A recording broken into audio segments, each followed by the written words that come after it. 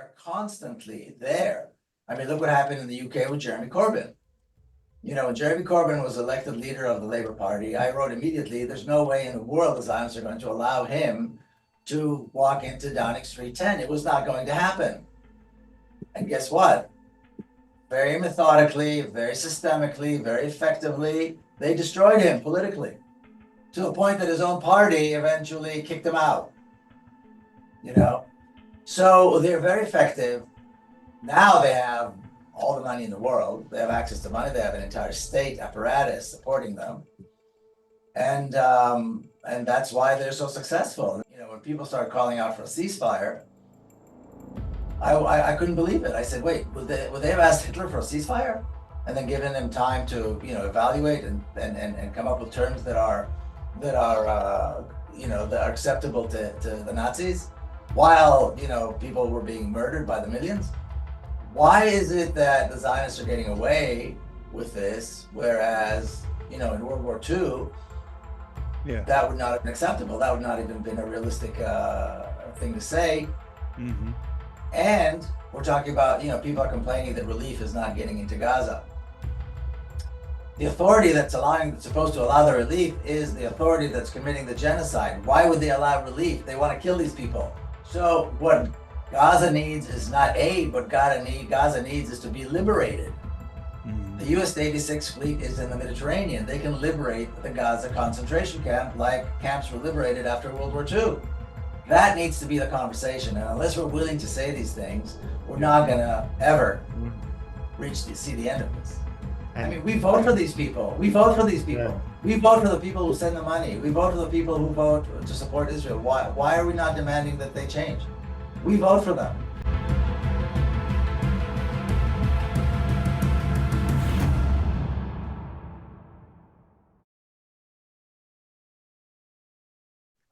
So I think a lot of viewers are familiar with your activism, familiar with the basic story. I'm particularly interested in that because it's very rare for people to do a 180 ideologically, right? I experienced that. I have very few people that I've met in my life that also have started off in a very right-wing environment or very ultra-religious environment and then liberated themselves from that later. But, when I read about your story, I thought, you probably felt far more pressure given the environment you grew up in to retain your original beliefs, yet you had the courage to reject them because you realized that they were not accurate. So what I find so interesting about your story is right now we need to educate a lot of people. We need to change a lot of people's beliefs.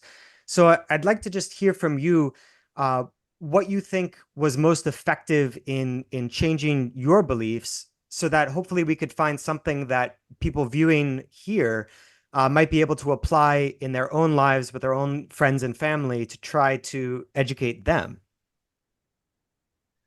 Yes, well, that's a great question, and there's several ways to answer it. Maybe I'll start with a little bit of background. So the identity as an Israeli is tied to the narrative, to the Zionist narrative.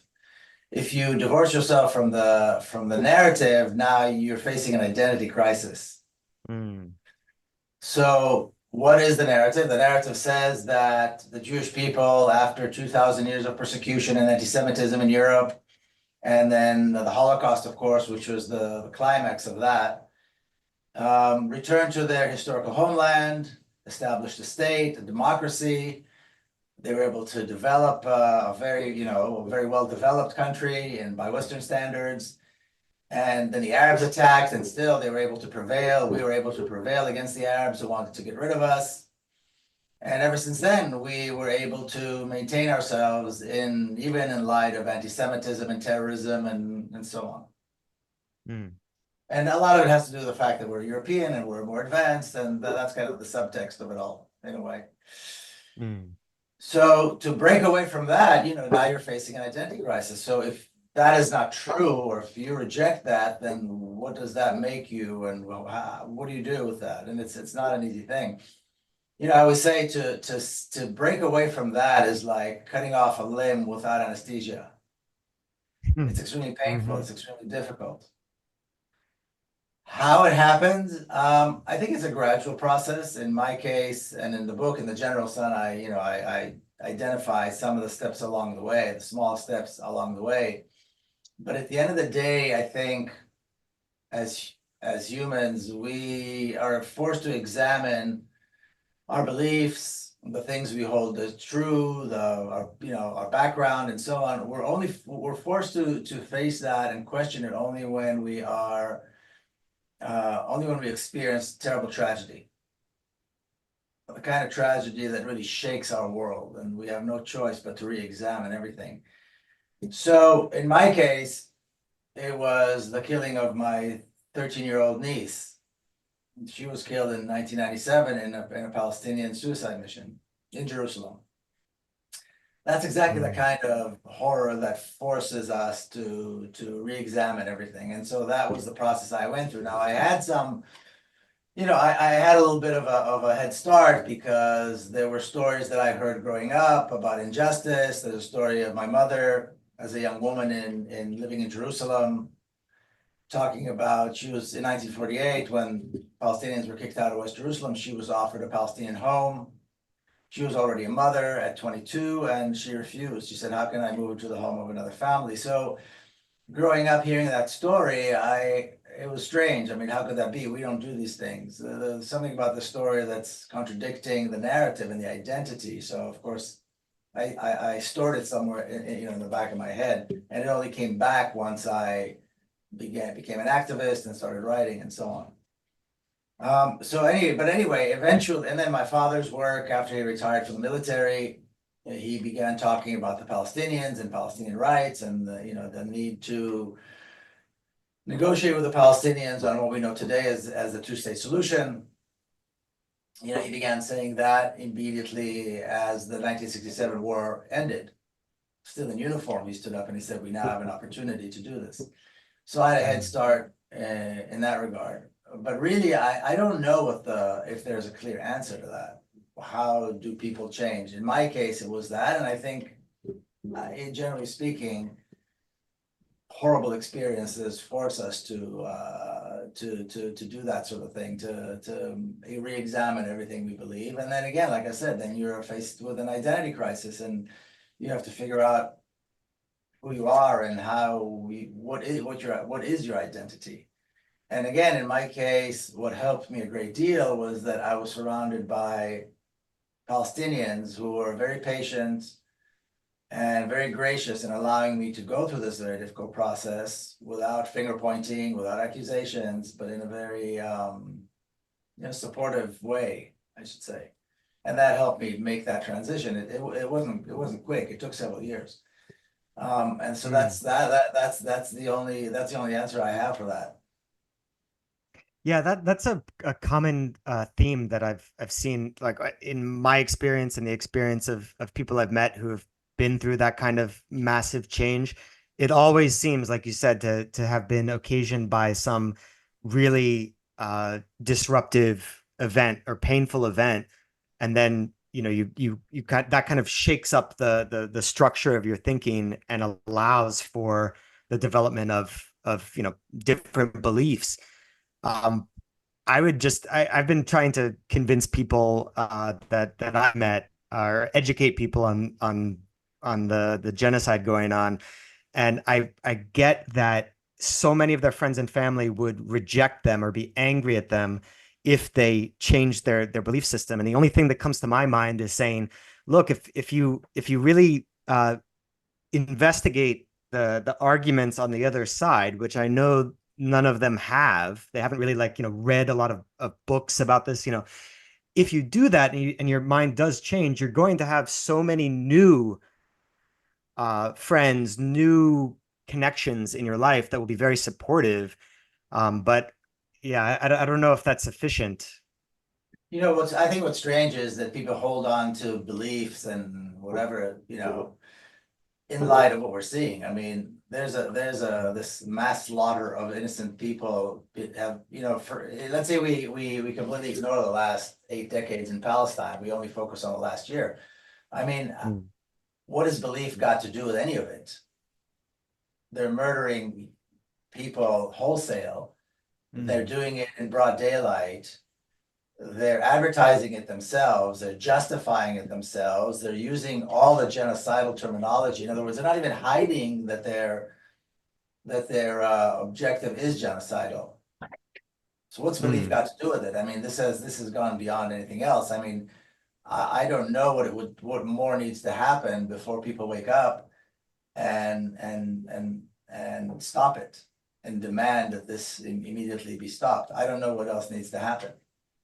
Yeah, Well, well, just to jump in real quick and to finish the point, like if you look at the way that, say, Fox News covers it in the US, and imagine that you didn't know anything else, and the only thing you did is watch, a right-wing channel. Also, the Israeli media is very similar from what I've read.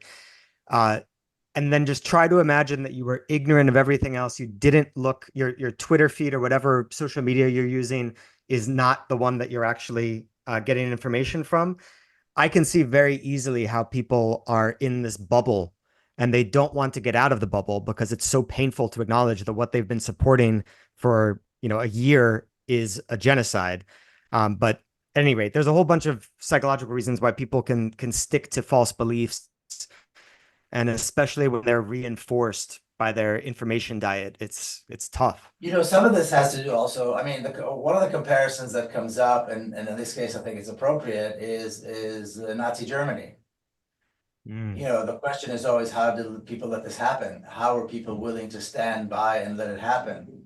Now, it's not a fair comparison because, number one, Germans lived under Nazi rule as well, and Germans, there was a great deal of German resistance to the Nazis, and anybody who resisted was executed or sent to a concentration camp and then executed. We don't see Israeli rejection of Zionism. We don't see an Israeli resistance to Zionism. And if Israelis stood up, and we saw last year, there were hundreds of thousands of Israelis protesting against the government. Nobody was shot, nobody was arrested. I mean, a few people arrested, but it's not, you're not being sent to a concentration camp. They could stand up, at least theoretically, hundreds of thousands of Israelis could demand an end to the genocide. They could have demanded releasing political prisoners. They could have demanded for decades, liberating the Gaza concentration camp. That's never come up. And they can, because for Israelis, they do live in a democratic, in a democracy for them.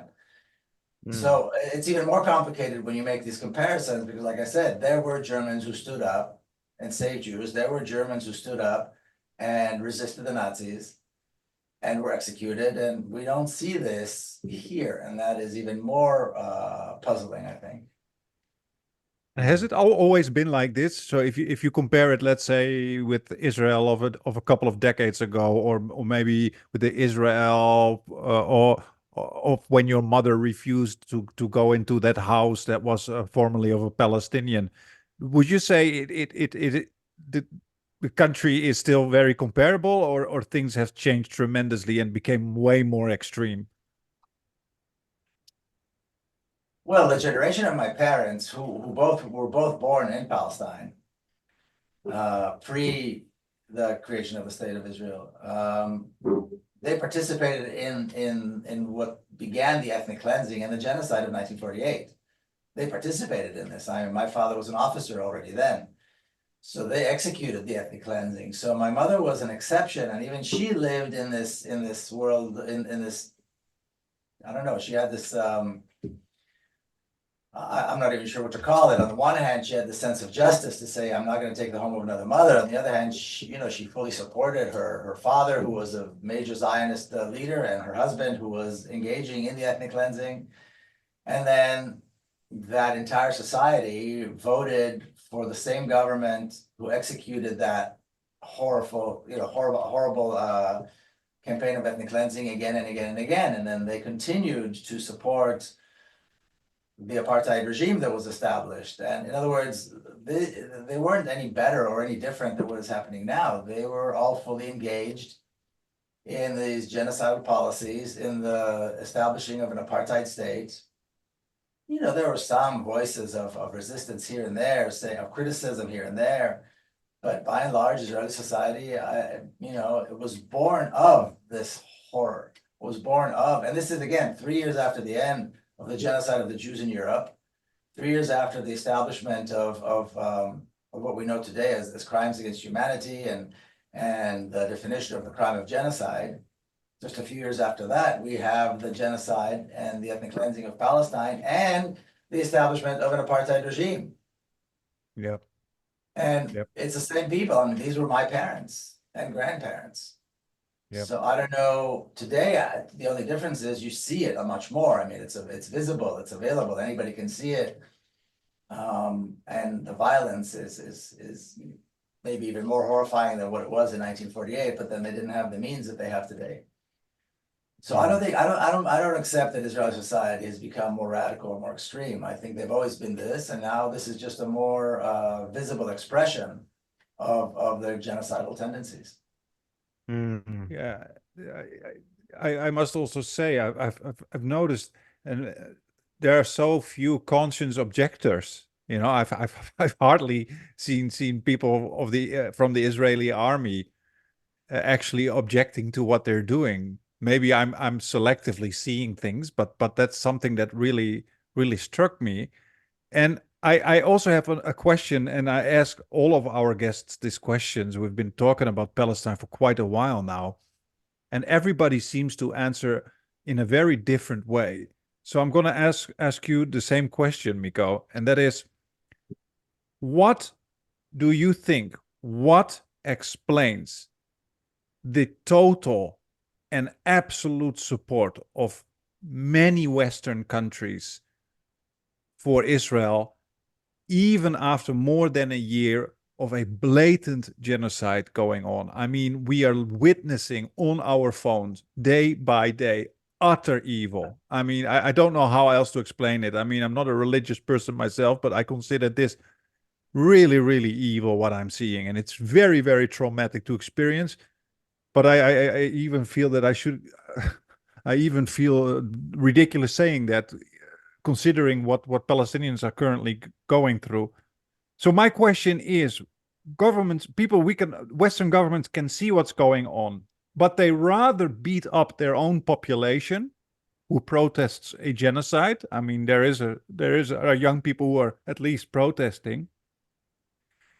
They rather beat them up than to stop their support for Israel. And it's so incredibly extreme that I'm completely baffled. I mean, also my country, the Netherlands, is so supportive of Israel. What do you think, Miko, explains this complete support for what's going on here? Before I answer that, I want to touch on something you said, which is about the conscientious objectors. So during the protest, the Conscientious objectors, that's it. Yeah. Yeah. So last year, when all the protests were going on against the government, against Netanyahu, there was a group of fighter pilots, reservist fighter pilots, who said they will not show up for duty, but rather go and protest. Because they have to, you know, the reservists, but they have to go into training every week. They have to put hours and hours of training every week. And they are considered, you know, the gods. They're like the elite of Israeli society. And they stood up and they said, democracy is more important. We will not show up for training because there are protests going on and we're going to protest. When it came to bombing Gaza, that argument never came up. They ran immediately to participate. So it's possible there's a willingness to do it under certain conditions, but when it comes to massacring Palestinians in a concentration camp, massacring people who have no army, who have no means of defending themselves, who are locked up, like I said, in a concentration camp, I think that's the most appropriate term for what is happening in Gaza, they had no problem. So I think that makes it even worse, because they have, but not for Palestinians, not for this. Now, regarding the world support, look, so again, we need some historical context. The generation of my grandparents did a very good job in getting the powers that be, the Western world to support Zionism. This goes back to the turn of the previous century, the beginning of the 20th century. And they were, and when you look at them, these were, they were secular Jews. They shaved their beards. They didn't look like Jews. They didn't behave like Jews. And they were all highly educated. They spoke many languages. And when they went and spoke to leaders in Europe, basically, the Europeans saw somebody in them that they could deal with. And so, and these were very smart people, very hardworking people. They were ideologues, they were zealots. They understood that media is crucial, that education is crucial, that access to local politics is crucial. And they invested huge amounts of time and money. At the beginning, they didn't have much money, but they had enough people who were believers in the cause. And they gained some very good, serious influence in all of these parts of European society, like I said, media, culture, philanthropy, politics for sure, local politics. And here in America, local politics is where everything happens. And they understood that. And today we have all these Zionist organizations, looking into textbooks at schools and making sure that they have the right terminology. They are in philanthropy. If you have a Jewish millionaire that builds, libraries and schools and contributes to the Philharmonic or whatever, they happen to be Zionists. Who's going to come up to them and say, "Well, we have to come out against Israel"? It's not going to happen, right? So they've been doing this for over 100 years. Now, so in America for sure, but I believe this is true in Europe as well. People receive a Zionist education. You walk down the street, and this is in America, maybe in Europe it's a little bit less because Europeans do overall get a better education. But in America, if you walk down the street and you say Palestine, at least half the time people confuse it with Pakistan. If they do know about Palestine, their knowledge is peripheral. They'll know that there's terrorism, war, something like that. They don't know that there was a Palestine. I don't know they could point Palestine to on a map. So the entire body of history of Palestine, which goes back thousands of years, the relations that Europeans had with Palestine in terms of trade, trade, commerce, culture, you name it, religion, was completely forgotten on May 15, 1948. The name Palestine was forgotten, and suddenly it's all Israel, and there was nothing there before. And people are accepting this nonsense that the Zionists came and made the desert bloom, where there's evidence that there was a thriving country, a thriving economy, a thriving culture and political life in Palestine prior to the Zionist occupation of 1948. So they've been doing a very good job, and now they didn't leave it at that. They are constantly there. I mean, look what happened in the UK with Jeremy Corbyn. When Jeremy Corbyn was elected leader of the Labour Party, I wrote immediately, there's no way in the world the Zionists are going to allow him to walk into Downing Street 10. It was not going to happen. And guess what? Very methodically, very systemically, very effectively, they destroyed him politically, to the point that his own party eventually kicked him out. So they're very effective. Now they have all the money in the world. They have access to money. They have an entire state apparatus supporting them. And that's why they're so successful. Now we come up, and now we're seeing all over the world millions of people standing up saying there's a genocide, we have to stop it, we have to stop selling weapons. Well, the systems are in place. If you have a massive ship in the ocean, now you have to start turning it around. It takes a long time. We're stopping it. It takes a long time. It takes a lot of effort, a lot of work. So we've seen the Spanish Prime Minister talk about, an arms embargo. We see voices here and there that are now beginning to be uncomfortable with selling weapons, selling arms to Israel. But we're nowhere near where we need to be, particularly after this last year of this really brutal, sadistic assault on Palestinians by the state of Israel. Yeah, it does seem like we're quite far from where we need to be, but to try to get to uh optimistic is the wrong word, but optimism of the will, let's say, to get to that sort of a place. What do you think are the most effective actions or organizations for people to join if they're in the US, if they're in Europe, or perhaps even elsewhere? What would you recommend people do to try to, put a dent in this uh, very effective political movement to gain an incredible amount of power for the Israeli government to be used to decimate a people? So that's $1 million question. And so about a year ago, we created this organization, Palestine House of Freedom. And about 6 months ago, we moved into the space that we have right here. This is the studio I'm speaking to you from, Palestine House of Freedom. We have an in-house studio. And the challenges that we're trying to overcome, the challenges that we're trying to, or that we're trying to solve have to do with the fact that we do have millions of people in the US and around the world that reject the Zionist, agenda, that reject the genocide and so on. But 2 blocks from where I'm sitting right now is the US Capitol. And they are insulated and they don't care and have no desire, no interest, and maybe no ability, I don't know, at least they think maybe they have no ability to change. And that is the key question, how we enter these spaces where decisions are being made. In order to do that, we have to have a strategy. And the problem is that after all these years, all these decades of defeat, all these decades of bombardment and killing, there is not a strong belief, I think, on our side of the issue that success is possible. So you either have people who still talk about a solution within the Zionist construct, which is like the two-state solution and that sort of thing, negotiating with Israel, convincing Israelis, that sort of thing. Or you have people that just completely reject the idea that Palestinians have any rights and forget the whole thing.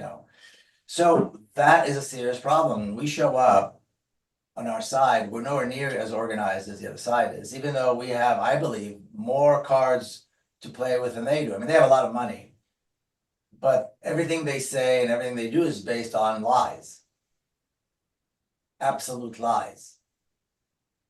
The truth is, is on our side.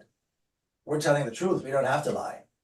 We have history, we have international law, we have the reality on the ground, pictures, proof of what's been going on, abundantly available and abundantly clear that what's been going on is a genocide and so on. So, for example, I was at a meeting just the other day with staffers of a senator, and there's this attempt in the Senate to reject a proposal to send additional $20 billion of weapons to Israel. It was initiated by Bernie Sanders. And the question is, well, what is stopping other senators from joining? And we meet a staffer, we don't typically meet a senator. The other side, when they show up, the senator shows up right away. They clear the conference room, the senator, the congressman show up. In our case, we meet a staffer who sits there with a pad and a paper, very uncomfortable, with no answers, and hearing what we have to say. Well, the senator is still, getting information, still evaluating, still this, still that. I'm going, we've been sitting here for 15 minutes. You want to see how many Palestinians were murdered in the last 15 minutes? But there's nobody to talk to. So we haven't yet figured out the strategy. And I have one of our mottos is we need to circumvent traditional politics using creative strategies. And anytime we go in to these spaces where decisions are made, we go in trying to use the traditional politics. It's not going to work for us. Traditional politics doesn't work for you if you are, calling for justice, particularly for Palestinians. And we haven't yet come up with the creative strategy. And part of the problem is, like I said, people are still talking about these Zionist constructs instead of rejecting the Zionism altogether. Instead of saying, if we want to end this, we need to end the source, and the source is the apartheid state. And if we need any proof, Amnesty International gave us a report almost 3 years ago that clearly shows the crime of apartheid is being perpetrated in Palestine since the state was established. In other words, the state is an apartheid state.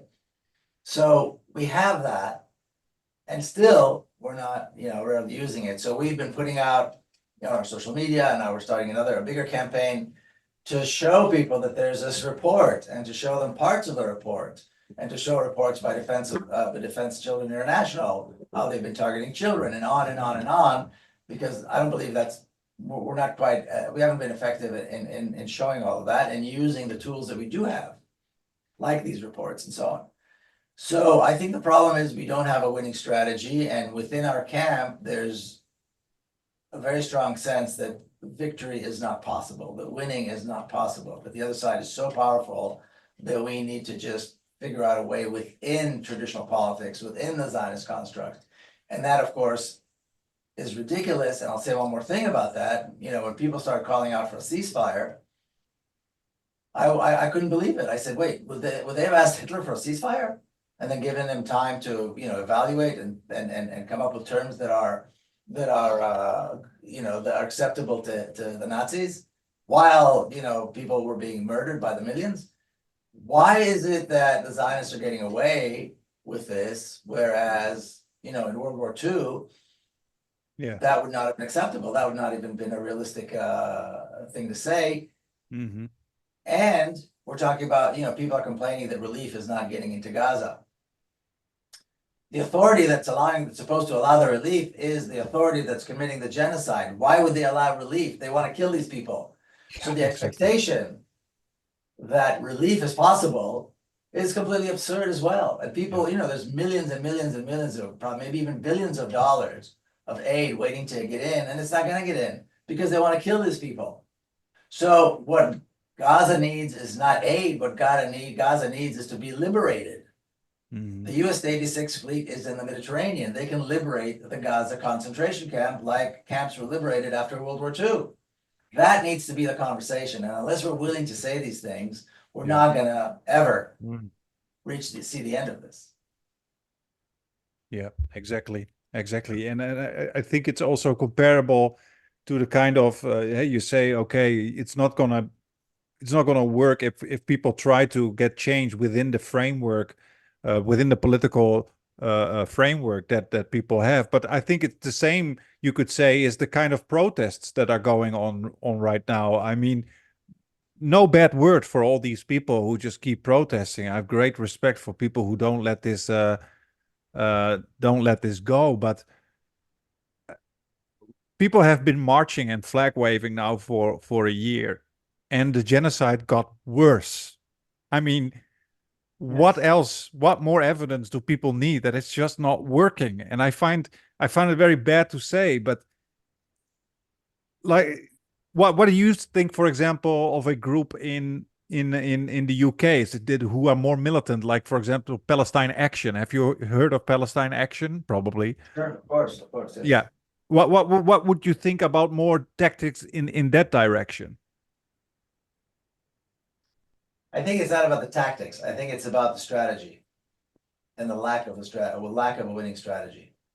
So you've got this group doing great work here, this group doing great work there, you've got another group doing great work there, but we don't have a joint winning strategy. And I think that is our biggest downfall. So if you remember, in January, February of 2003, the world saw the largest number of anti-war protests in the history. It's recorded in the Guinness Book of Record.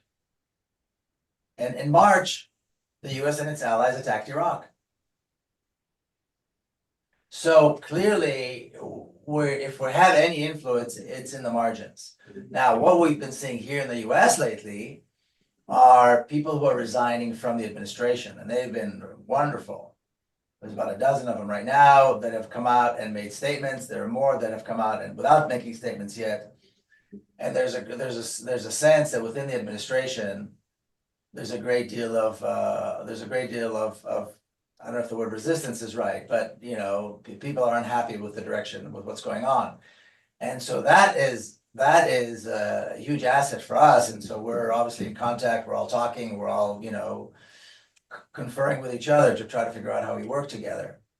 But you know, these spaces are insulated, and that's another thing that's coming out of discussions with these people who resigned. These spaces are insulated. The decision-making spaces, the boardrooms of the big newspapers, of the big media conglomerates, they're insulated. They don't listen to us, they don't hear us, and they don't have to. And again, that goes back to the fact that we are devoid of a winning strategy. And we have to come up with it. It's not gonna someday open up and we're gonna be welcomed in. That's not how it works. So that's what we're here for. That's what the Palestine House of Freedom is here to do. So for all of us to get to place, and we have a space here in Washington, D.C. If you ever visit, you should come down and see it. You know, it's a great place. It's a good location, and that's what we're doing. We're trying to figure out a strategy that will allow us to have more impact, to have a seat at the table. Because like I said, when they show up, they get a seat at the table right away. In fact, they run the table. When we show up, we're lucky if we sit with a staffer for 25 minutes. And that has to change. I wonder if some of it is, you know, I think you're 100% right that the need is for a strategy, a unified strategy, and for people to follow that strategy as a unified whole. It just reminded me of just in class the other day, we were talking about neoliberalism and how in the 1930s, all of these economic liberals who realized that their ideology was dead, no intellectual, no mass of people actually supported economic liberalism anymore. But what they did was, okay, well, we need to have a strategy of revitalizing liberalism. And they came up with neoliberalism. They took many, many, many years to spread their ideas. And eventually, some 30, 40 years later, they started to see some success. And I think if you were talking to me like that, or I'm sure you've had this conversation with other people, they would say, well, we don't have that time. I don't know what to say to that. What would you say to somebody who's thinking in that manner? Like, yes, we could adopt the strategy of the neoliberals or the early Zionists, but that's the long game. We have this, you know, immediate need right now. I don't have a good answer for that, so it's kind of an unfair question to ask you. But what do you think about that issue of time duration and strategy? We don't have the time, and we need to come up with a strategy that ends this now. Yeah. Now, you know, I get that question a lot. Do you think it's going to happen in our generation, the next generation? I'm going, are you out of your mind? This has happened now. In fact, this could have been prevented. The fact that this wasn't prevented is going to haunt us forever, because this could have been prevented this last year. Yeah. You know, and it was it was expected. In other words, I've said that the worst catastrophe we have not yet seen it. You know, I've been saying this for several years. We have not really yet seen how bad this is going to get, and here we are. So no, we need something that's going to end it and end it immediately. You're absolutely right about that. We don't have the time, and we shouldn't expect to take time. We need to do this, and we do this urgently. There has to be an absolute sense of urgency in everything we do in regards to Palestine. You know, and again, imagine if they said, well, we'll allow the Nazis to continue for another 30, 40 years, and eventually they will change their mind. That's not how it works.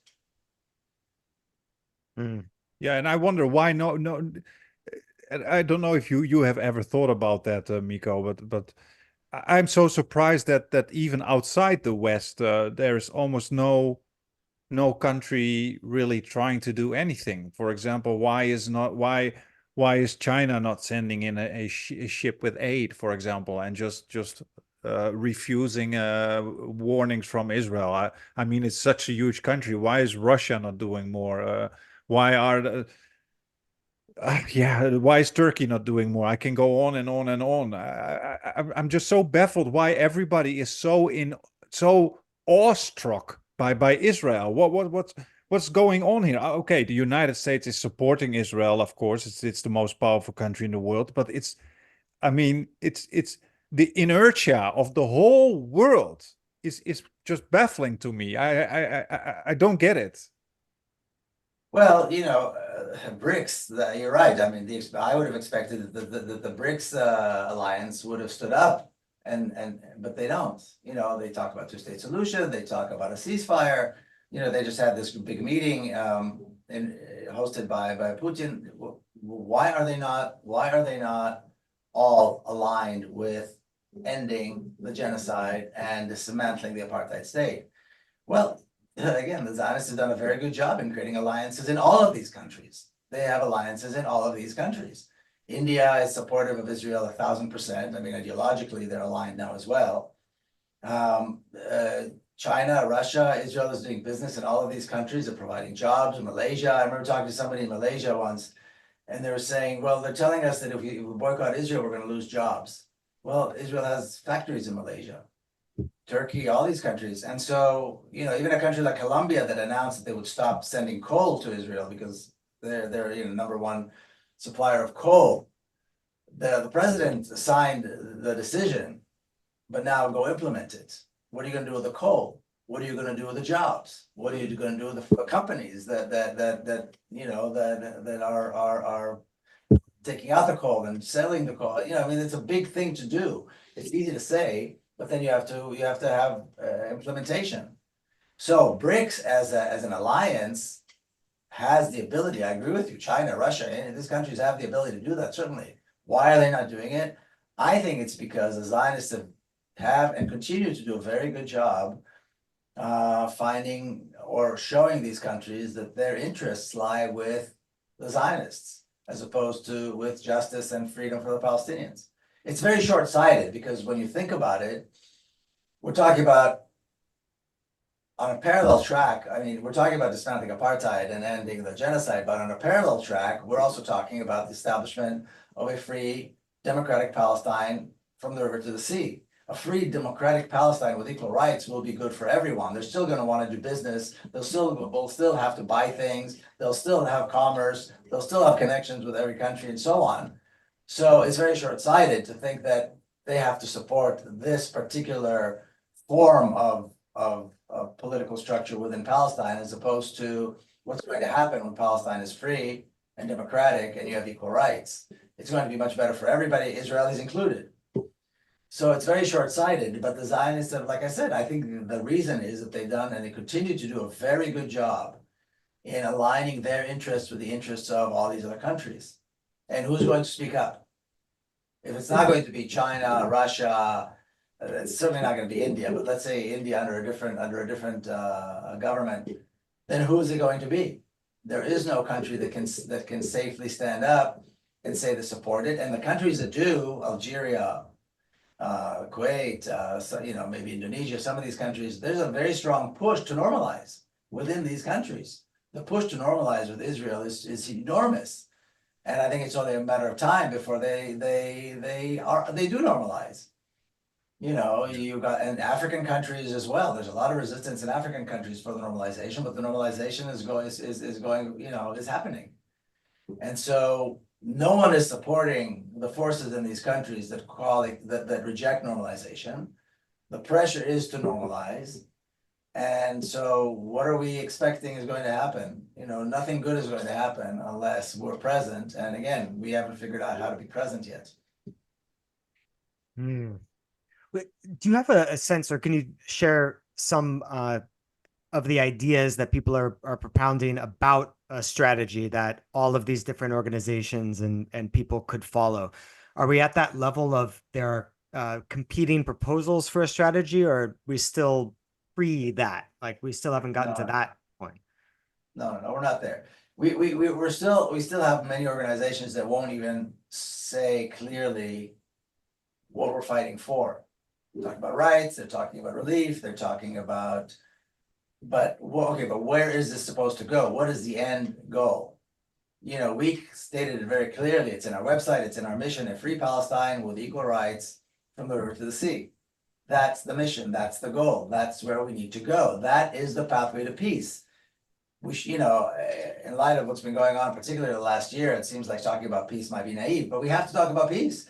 We have to have some kind of a political structure that guarantees the lives and the protection and the safety of the Palestinian people. They're being slaughtered like I don't know what, like animals. And nobody's stopping it. So how do we see an end to that? How do we guarantee the safety and security of Palestinians through a free democratic Palestine with equal rights? There is no other way to do it. As long as there's a Zionist political entity in Palestine, Palestinians will not be free, will not be safe. They will not be secure. So even that is something that there's pushback on our side. People are still saying, well, we're not sure, we shouldn't say, we don't know. What do you mean we don't know? What's there to not know? What is there to not know? What is the problem? Anybody really believe that the Zionists are going to change one day, that they're going to wake up in a good mood and stop killing Palestinians? It's what Zionism is about. Zionism is a zero-sum game. So that's still part of the problem, that we're not there yet, even in terms of a clear objective, which in my opinion needs to be, and the opinion of, we have a lot of, this place is built on and as support of Palestinians in Palestine on the ground. Some of the, most effective activists in Palestine throughout all of Palestine. A free Palestine from the river to the sea with equal rights. That's it. I don't know why anybody would talk about anything else, but we still do. And that's, I believe, part of the problem. So we're not talking about competing strategies. We're not even set on where we're going. We're not even clear about that. Although privately we are, but institutionally we're not. Right. Yeah. So there's another, I would say, side effect that this whole this horror has, and that is that, I mean, Israel has now for 1 year pretty much inflicted any depravity that you can think of on the Palestinians. I mean, there is almost nothing I can think of that they've not done to the Palestinians. Right. The most horrendous things are just, and that's what I've also been writing in my articles. The most horrendous things are literally being normalized to the extent that if we as a world do not do anything about this, then you can be absolutely sure that this is a future that awaits many more people than just the Palestinians. And one person is already too many. But imagine the dystopia that we are now getting into, because literally there's no world leader that tries to do anything about this, which makes me personally think, to be very honest, that many world leaders are thinking, okay, if they can get away with it, maybe we can get away with it in the future if we have a population that we want to get rid of. And so to be very honest, Miko, I'm somebody who's extremely pessimistic. This situation has made me more depressed than I think than anything else in the world. And my question to you is, as an activist who has been in this struggle for so long, do you see any glimmer of hope at this moment? And if you don't, be honest. I mean, this is not some kind of a kumbaya question that I want to hear, but very, very sincerely, do you see any glimmer of hope, or do you also have a very pessimistic view of the future, such as me? Hope is a choice. Hope is not something, it's not a static thing. It's a choice. Is there hope? Well, if we create hope, there will be hope. If we don't create hope, there won't be hope. We just had an event here last week with Doctors Against Genocide. It's an organization, I assume you've heard of them, thousands of doctors, and they are, and we had a presentation here by several doctors and a nurse who have come back from missions recently in the Gaza concentration camp. We had maybe 100 or so people here. There was not a single dry eye in the room. I mean, you can't. Your heart is, as much as we know, when you hear the doctors describe the horrors, the day-to-day, the little things, the curable things, children dying from sepsis because they're running around barefoot and they're getting scratched and there's no antibiotics, so they die from that. 5 minutes away from Israeli settlements where you have the best medical care and water and food and everything else they need, 5 minutes away. We're not talking about some remote hilltop in the middle of nowhere. We're talking about a 30-minute drive from Tel Aviv. We're not talking, you know what I mean? 5 minutes away. Can you imagine a child dying from no access to antibiotics? One of the surgeons, he said 80% of the amputations he had to conduct were not necessary. If he was in a regular hospital, he would not have to amputate 80%. Of course, he had to do it to save somebody's life, but these were not necessary if he had the proper tools, if he was in a proper, well-equipped hospital. We had, Francesca Albanese, the UN rapporteur is here in the US now. She was at an event here in the US. She came here yesterday. There's a report. She just put out a report on the genocide. Yeah. It's there. And you hear her talk, and again, you have to have a heart of stone not to fall apart. So when you look at all that, there's no reason for hope. However, we don't have the luxury of not having hope. We have to find hope, and then we have to find. So what does hope look like? What does hope look like? That has to be defined very clearly. And then every single day we wake up, we need to fight and do everything we can, put everything we've got in order to see that hope materialize. In my opinion, dismantling apartheid, establishing a free Palestine from the river to the sea is hope. That's where hope lies. Hope doesn't lie anywhere else. There is no other way that we can find a solution for this, that we can see peace, that we can see hope. So to that end, I get up every morning and I try to get everybody around me to do the same and put everything they've got into achieving that. Because in my opinion, that's where hope lies. So, and the other thing is there's this expectation of a savior. There's no savior. There's no savior. No one's going to come and save us. It's not going to be a politician. It's not going to be a president. It's not going to be anyone. It's us. We're the saviors. This is it. The people in the room. This is it. Are we going to get up in the morning and do everything we can to stop it or not? That's it. And if we don't, it's not going to end. So we create the hope in our minds, and then we do everything we can to see the hope materialize, or there's no hope, and then it goes on forever. These are the two options. These are harsh options, but this is all we got. So am I hopeful? I see the people around me, and I see people working, and that creates some hope. I know what I'm fighting for. I know what my Palestinians, brothers and sisters in Palestine, are fighting for and dying for. So that's how I continue to operate, and it's hard not to fall apart every single day. Yeah, the line that always stuck with me was pessimism of the intellect, but you have to have optimism of the will. You have to act as if you have reason for hope. And if Gramsci could write that in a fascist prison where they were trying to I think the way they put it was kill this guy's brain, like we need to get rid of this guy's brain. If you can think like that in a fascist prison, then I think we have the luxury of doing the same. Yeah, absolutely. Well, I guess we're at the hour now. I wanted to ask you one small question, just to hear your opinion about that. So, what do you think about the Arab resistance that is actually the only ones who are taking up arms, you could say, at this moment against the Zionists, such as Hezbollah and Hamas and Yemen and Iraq and even Iran? How do you see that play out? Do you see any kind of chance for liberation through that route or not?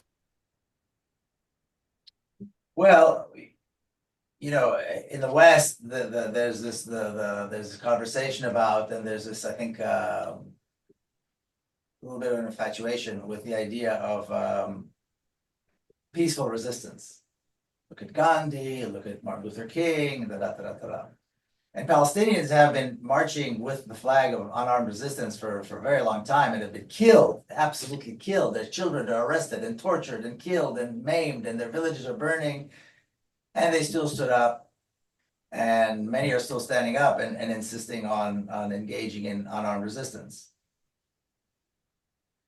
And there's been no progress. And then we have a group of fighters come out of one of the poorest and most oppressed regions in the world, the Gaza concentration camp. And they come out and they manage to completely paralyze the apartheid state, something that no one was ever able to do. They paralyzed the state of Israel for weeks, and actually the paralysis is not over. The apartheid state is in a state of chaos. There's no question about it. There's no security for the people. People are afraid. People are confused. Death and destruction. There's bombings. There's civilian casualties. Then the Yemeni forces began blocking Bab el Mandeb Straits, And the port of Eilat, which is an extremely important port, has all but shut down. Close to 200,000 cars used to come in from every year from the to the port of Eilat. Not one has come through. They're shutting it down. People living in the north of Palestine, the Israeli settlers, you know, their lives have been disrupted because of the resistance from Lebanon, from southern Lebanon, the Hezbollah resistance. And it's been very effective. It's created chaos. It's created a sense of insecurity.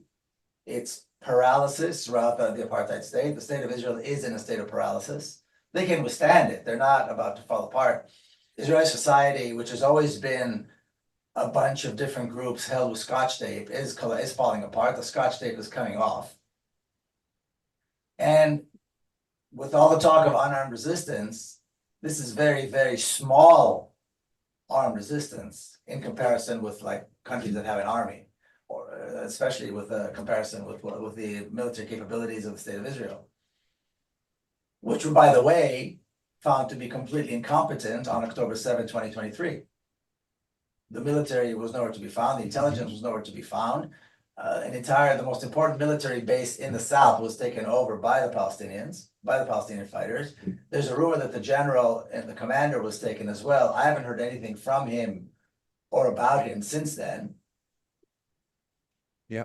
So what are we talking about? Are we still, you know, what can we say? I mean, you know, this has been the most effective form of resistance that we've seen in decades, since the apartheid state actually has been established. There has not been anything more effective than what we see now. You know, what the Palestinians in Gaza did, what the Yemenis are doing, forces are doing, and what the Lebanese are doing in southern Lebanon. So they're paying a heavy price, obviously, very heavy price, but they would have paid a heavy price anyway. And we're seeing the results. And I think when the apartheid state collapses, which I believe it will, there will be a lot of credit given to these forces. There's no question about that. Would I like to see, you know, peaceful resistance work? Of course, who wouldn't? You know, we all want to see it and happily with no casualties and no deaths. But we're dealing with a force here that is worse than Sparta. I mean, all they think of is killing and killing and killing and more killing. No one talks about, well, maybe we should stop the killing and see if there's another way. Nobody. There is no voice, not a single voice, not in the Israeli political world, not in the Israeli media. I mean, there's one in the political world and two in the media. That's it. You know, nobody's talking about it. There's no grown up in the room saying, okay, this is madness, we need to stop. No, they're talking about killing and displacing more. Yeah. What are you going to say?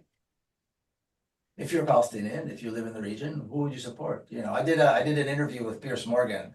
First interview I ever did with him it was right after the Yemeni forces began the blockade of Eilat. And I said, you know, they're the only ones behaving responsibly. He shut down the interview. He ended the interview. Oh, really? He shut it down? The end of the interview. It was supposed to be a 15-minute interview. He shut it down after I said it. You know, but they're the only ones, if Europeans did it, the Yemenis wouldn't have to do it. And look at the price the Yemenis have been paying. The bombardment of Yemen has been horrifying. They're paying a heavy price. But Hezbollah wouldn't have had to do it. The Palestinians in Gaza wouldn't have had to do it. Yeah. If the Europeans announced an arms embargo, if they decided, the West decided to liberate the Gaza concentration camp, this could have been done peacefully. Like I said, the Sixth Fleet is in the Mediterranean. Yeah. They can do it tomorrow. So we're not doing anything. The Palestinians who engage in unarmed resistance are being slaughtered. Their kids are being tortured in jail. Now it's a second generation, you know, second and third generation of young Palestinians. Not that we didn't even talk about what is happening in the prisons right now, the horrors that are taking place in the prisons, and maybe you should interview. It's hard for them to be interviewed because the prisoners that have been released have been warned that if they speak out, they go back to jail, and they have been sending many of them back to prison. But on a personal level, I know so many of them that I hear the stories, and it's horrifying. If the Europeans are not going to do anything, and if the Palestinian peaceful attempts are not working, what are we expecting? Yeah.